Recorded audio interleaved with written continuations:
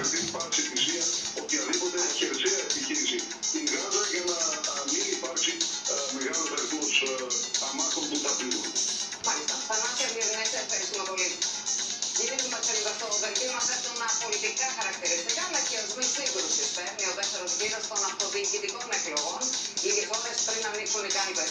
Η αντιπολίτευση κατηγορεί την κυβέρνηση για εκβιασμό προκειμένου να προωθηθούν συγκεκριμένοι δικοί της υποσύτης, με κυβερνητικά στελέχη να απαντούν ότι όποια και αν είναι η επιλογή των πολιτών σε κρίσιμες περιφέρειες ή δήμους, η κυβέρνηση. Για πάμε να μου σε γενικό.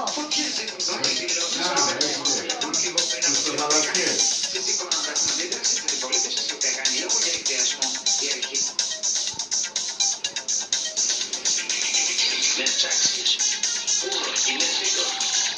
Γι' αυτό όλα γελάνε. Αυτό.